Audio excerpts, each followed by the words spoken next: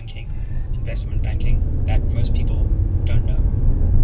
Well, the investment banking that I do, and of course investment banking is now a sort of term that encompasses many different things, is the provision of financial advice, so strategic advice, the acquisition, the disposal of companies, large or small, the raising of capital, either in the public or the private markets, both debt and equity capital, advising governments, and over the past 40 plus years, I've advised many governments around the world, from those in Latin America, those in the former Soviet Union, to of course in Africa as well, and advising those governments either on raising capital, restructuring their finances, or indeed on some of the privatization processes, bringing the private sector in to play a more fundamental role. And I've done that both in Africa as well as in Asia, as I said, as well as in Latin America.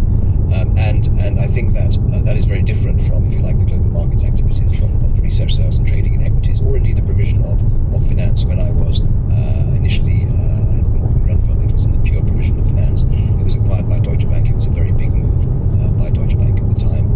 And then we became a full-blooded, if you like, all-service singing and dancing investment bank that provided everything. So I had lots of exposure to, if you like, the full suite of those activities. And when I came to South Africa, effectively to run Deutsche Bank's business, then we were actually pursuing all of those activities. But my heart truly has been in the provision of strategic advice, right, whether it be to the public or the private sector, and indeed working at the interface between the public and the private sector to make sure that we can harness the skills and capabilities within business and within the business community, but also recognizing the role, remit, and ultimate responsibility of governments and their sovereignty.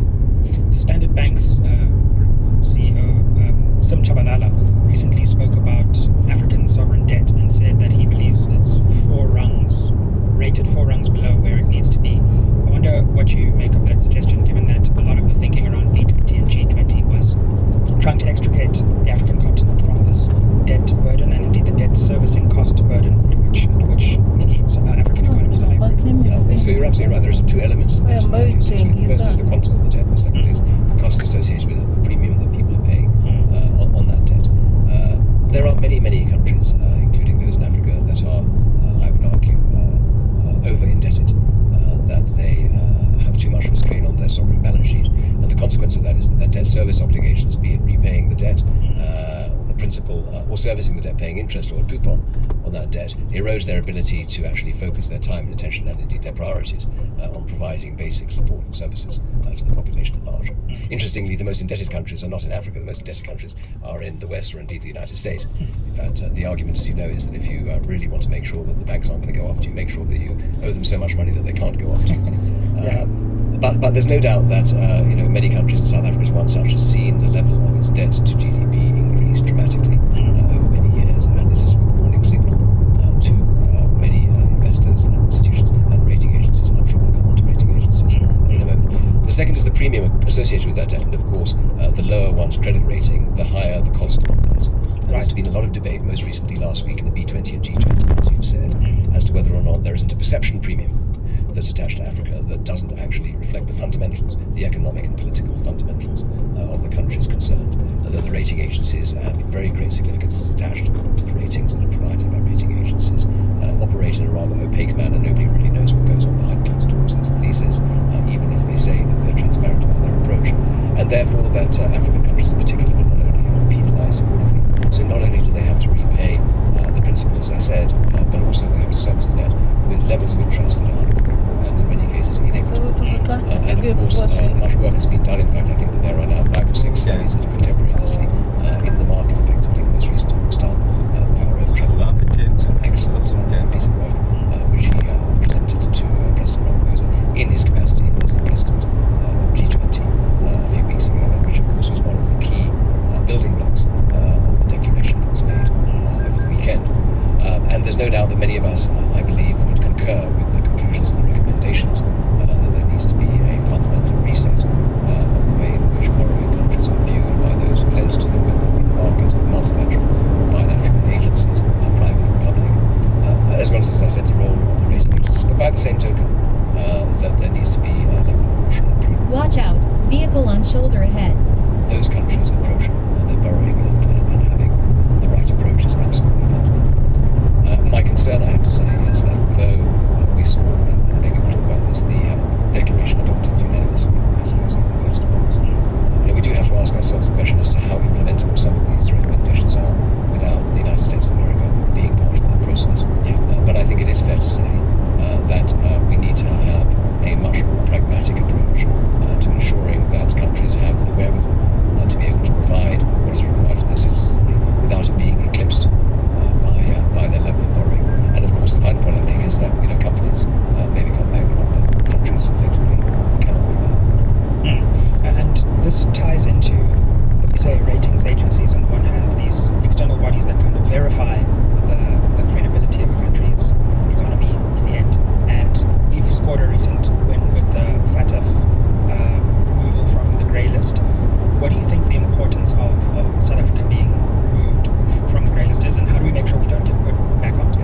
So they're both key questions because we had worked in support of the government, and I think we need to give credit where credit is due. Government led by National Treasury, and specifically by Ishmael played a phenomenal role in terms of identifying how we could effectively remove ourselves or be removed from the FATF grey list. As you said, if you look 2 years ago, of the 40 area team that we were divisioned, and we moved, I would argue, at breakneck speed to address each and every one of them progressively, and in doing so, National Treasury, Reserve Bank, other agencies of government worked hand in glove with the private sector to make sure that we could put our best foot forward. Putting our best foot forward was putting in place the reforms, the systems, the processes, the governance, the oversight that is required to give people the comfort that actually we should not be on the grey list, we should stay off the grey list, because we now have financial systems that withstand scrutiny, in particular, of course, with respect to anti-money laundering and the proceeds of crime and corruption.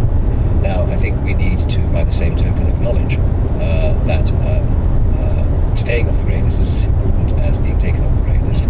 It was one of the key indicators for rating agencies along with structural reform. And there's absolutely no doubt in my mind that there is more that we can, should, and must do to stay off the grey list. One of them, of course, is making sure that we don't just have the ability to identify, but to properly prosecute complex crimes, particularly financial crimes.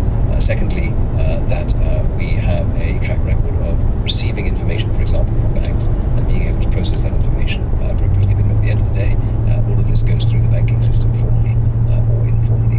And the banks in South Africa have played, again, a significant role alongside other financial institutions in providing support, the wherewithal, and I think, in fact, the sort of transparency that's required to give the comfort and the confidence to the Financial Action Task Force that we should be removed from the grey list.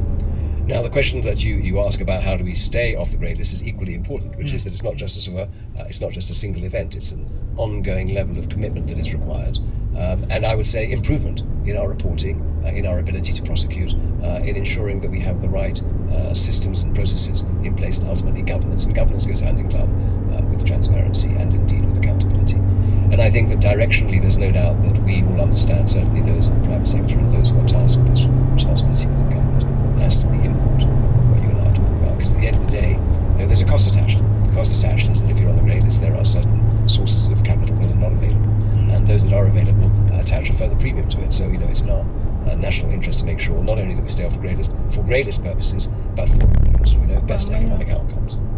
Absolutely, and I wonder where you stand on this debate that's emerging right now as to whether South Africa's economy is turning the corner. On the one hand, there are those who say, well, look at the grey list, look at Eskom, Green Shoots and Transnet. We have, as Colin Coleman, who was recently on here, said, some are saying we've reached the bottom. Others say, well, these are wonderful signs, but really ultimately vanity metrics. Growth is still not where it needs to be, unemployment, inequality, and so we shouldn't celebrate prematurely. Where do you stand on whether we are truly turning a corner, or whether we might actually be, or we might still have a further way to fall? Yeah. So I think that unfortunately these things are not binary; they're very complex. Sure. There is no doubt that there is further that we could go to fall, which life could become more challenging. Having said that, we've made dramatic progress over the past 3 or 4 years, and certainly the way that I look at it is that